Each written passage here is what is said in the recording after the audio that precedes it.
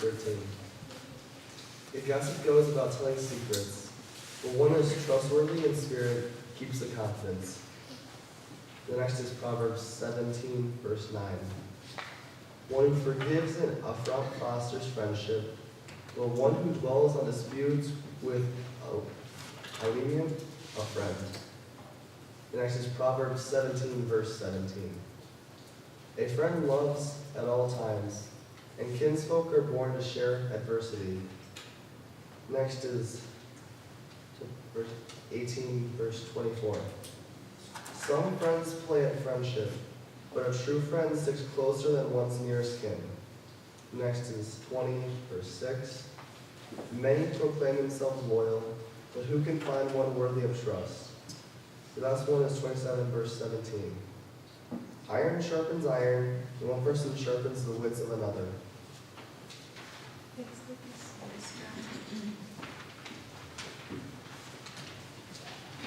Our New Testament reading this morning is from 1 Corinthians chapter 13.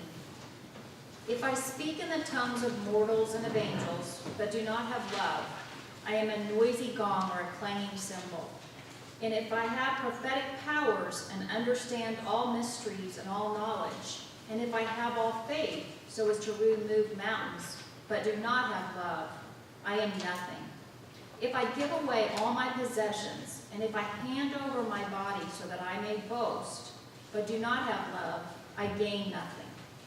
Love is patient, love is kind, love is not envious or boastful or arrogant or rude. It does not insist on its own way. It is not irritable or resentful. It does not rejoice in wrongdoing, but rejoices in the truth. It bears all things, believes all things, hopes all things, endures all things. Love never ends. But as for prophecies, they will come to an end. As for tongues, they will cease. As for knowledge, it will come to an end. For we know only in part, and we prophesy only in part. But when the complete comes, the partial will come to an end. When I was a child, I spoke like a child. I thought like a child. I reasoned like a child.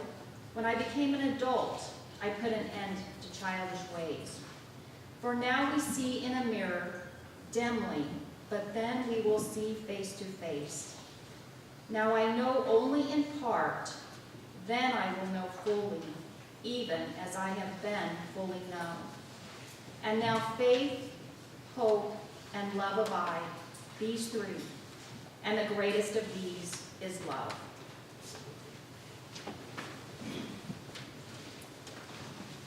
Thank you, Chris. Thank you, Lucas, for sharing our scripture today.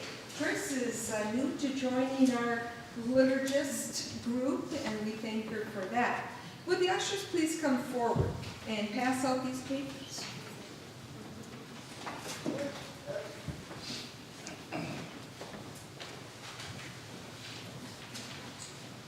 So everybody gets one of those.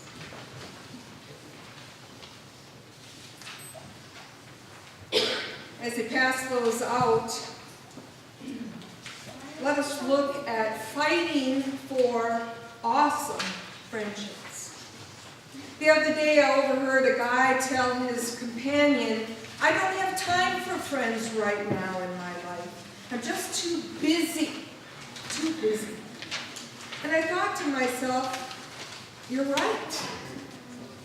If you can't have a friend in your life, you are too busy. Because life is all about relationships. But in truth, I've heard myself say the same thing that guy did.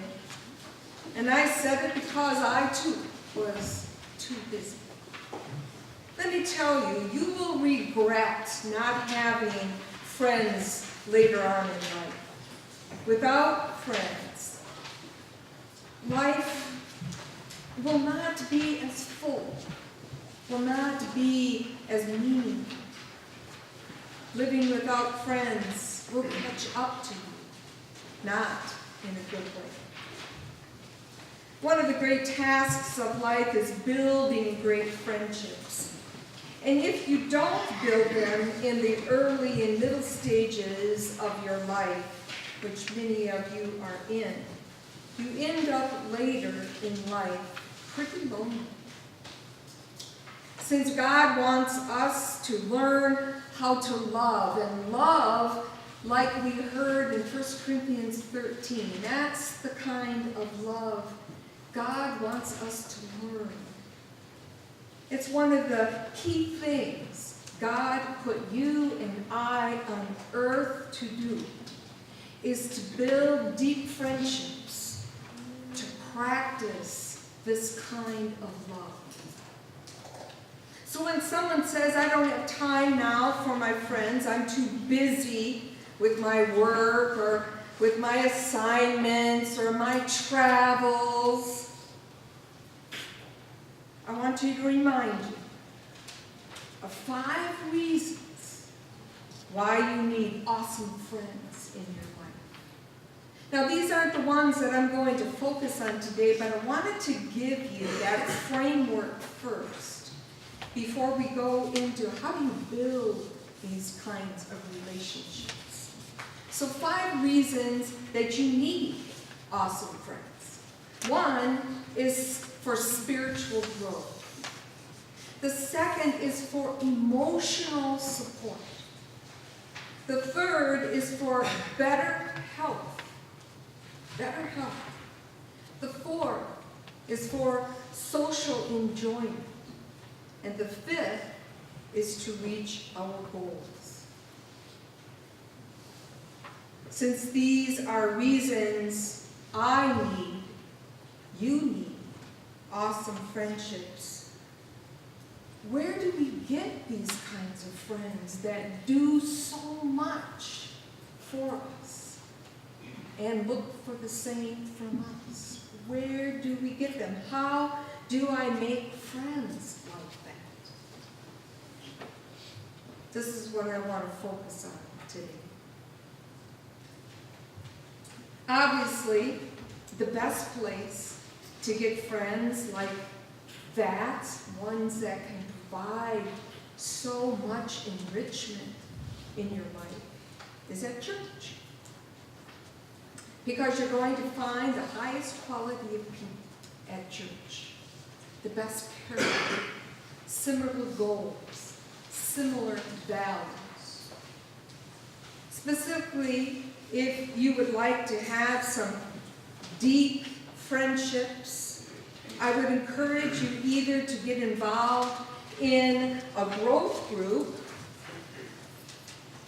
where you can meet and learn and start growing those friendships, or in one of many ministries of our church.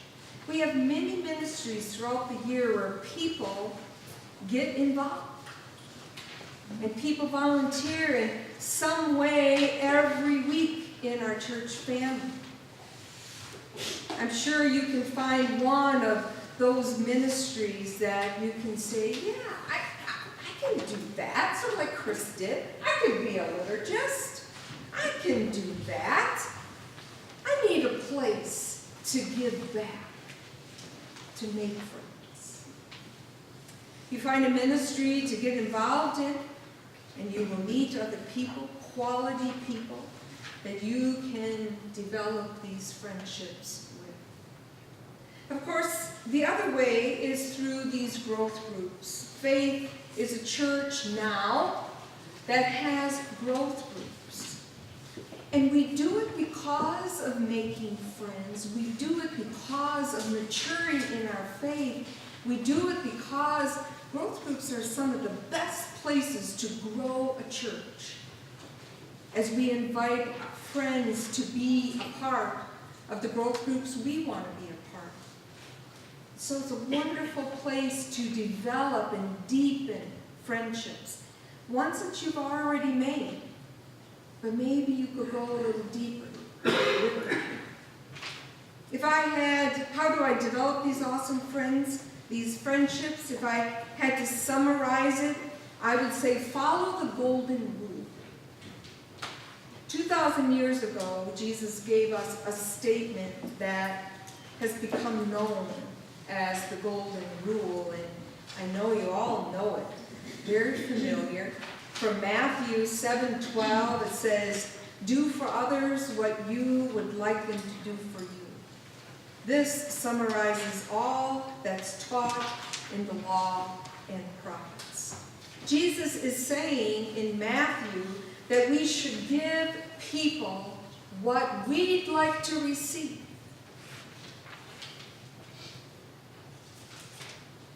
Do to others what you would like to have done to you. That's where you start. And the other will come. Do to others. The other part, doing and getting for yourself, will come. Treat other people the way you would like to be treated. That's the golden rule. Let's apply this to friendship. If you really want to have great, deep, meaningful, lifelong friendships, it's real simple. Be the friend you would like to have. You're not going to have those kinds of friends, those deep relationships, unless you're the kind of friend that gives deep, sincere friendship to others. Because you will attract not what you are. You will attract what you are, not what you want. You will attract what you are, not what you want.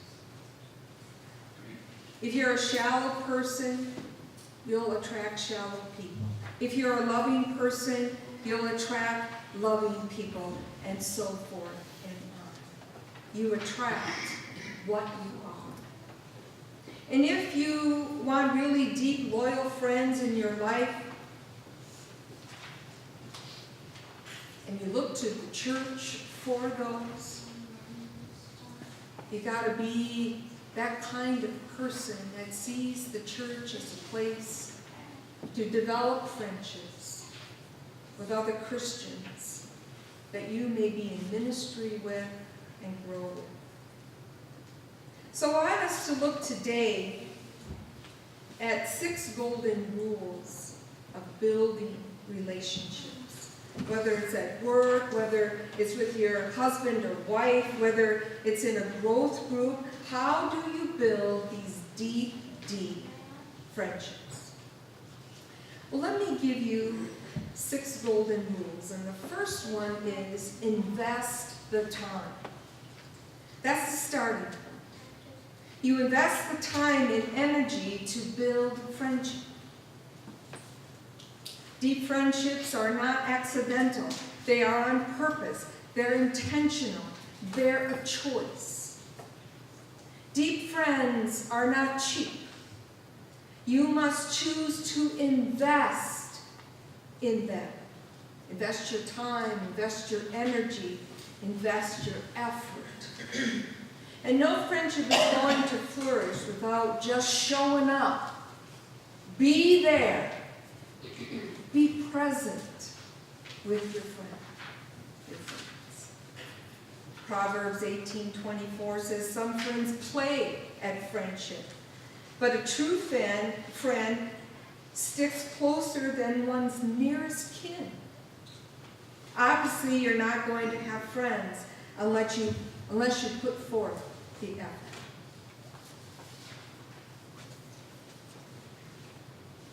By the way, if somebody shows up in your life only when you have a need or they have a need, they're really not a friend, they're more of an acquaintance. Friends show up whether they need you or not. Friends just show up. Philippians 2:4 says, "Do not be interested only in your own life, but be interested in the lives of others."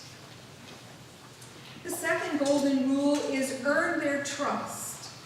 If you want to build friends, you've got to earn their trust, because trust is what makes a friendship a relationship.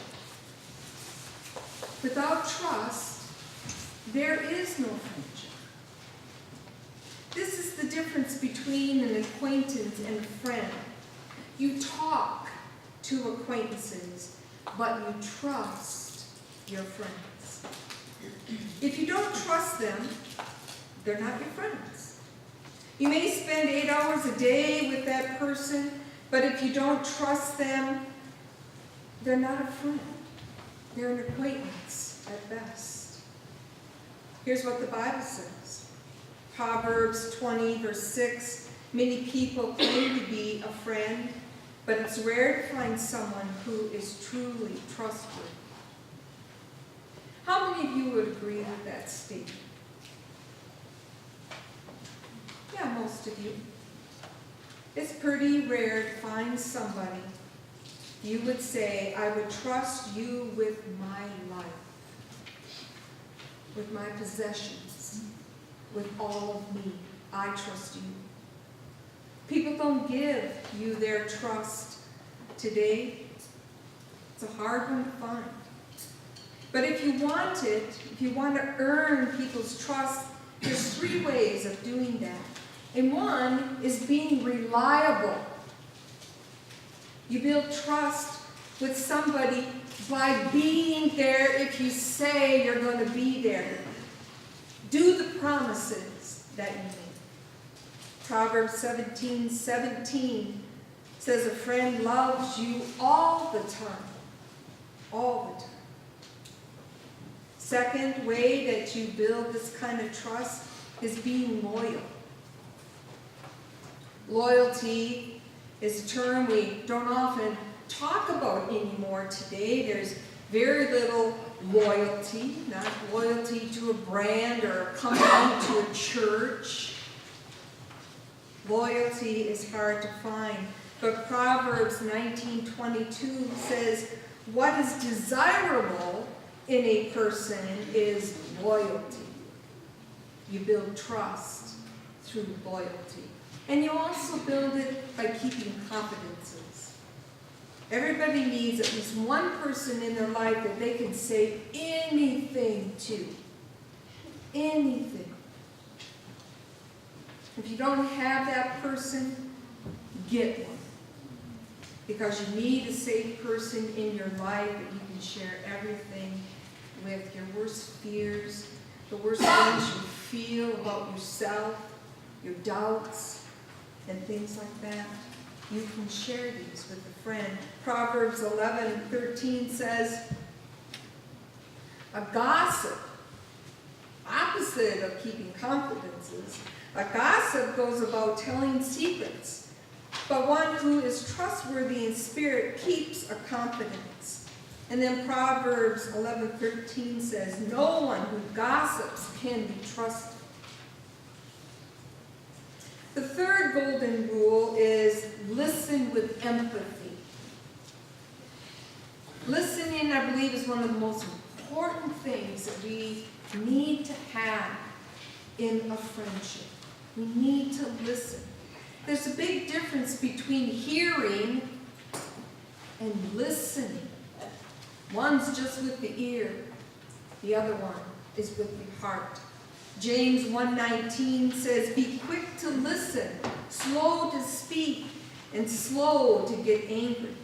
Notice, if you do the first 2, the third is automatic. If you are quick to listen, you are slow to speak, you'll be slow to anger. What does it mean to listen with empathy? Well, it means you listen without interruption. You listen, putting yourself in their position as best you can. Put on their shoes and try to imagine walking in the issue that they have. That is listening with empathy. The fourth golden rule of friendship, accept their flaws.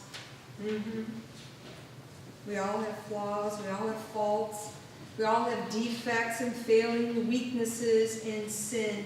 Nobody's perfect. In Romans 5:17, it says, accept each other just as Christ has accepted you. Then God will be glorified. Wow. accept each other just as Christ has accepted you, then God will be glorified. That means you've got to accept people the way they are. That brings pleasure, glory to God.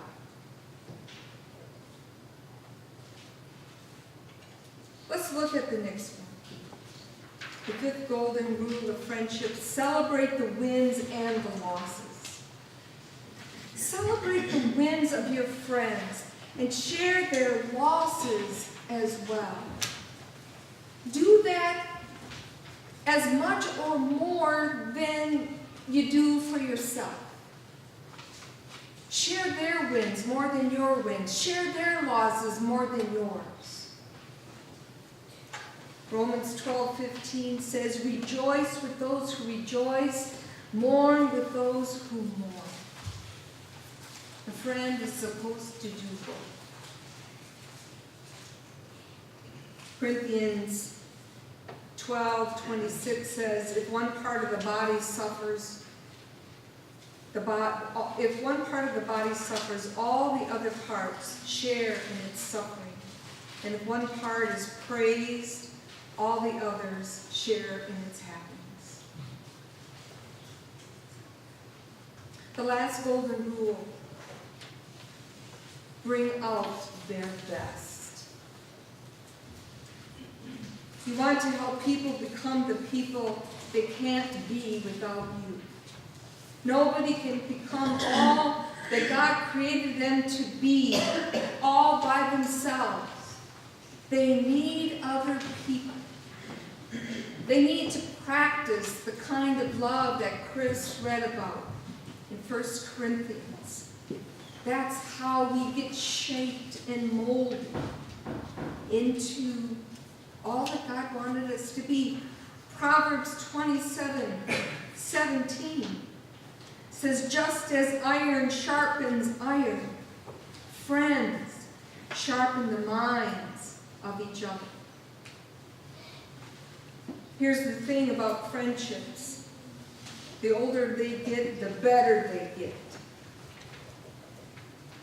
A person's best year for themselves is their old friends. Do you have anybody in your life that you have given permission to be in your face? If you step out of line, or if you're not being what God has called you to be, they have permission to say, friend, let's come back. Like I told the kids,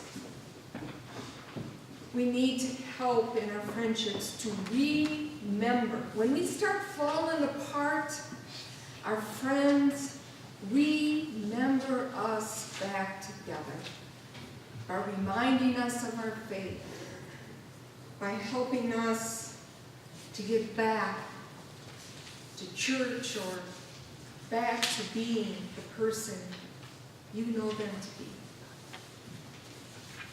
Proverbs 27:5 says, a truly good friend will openly correct you.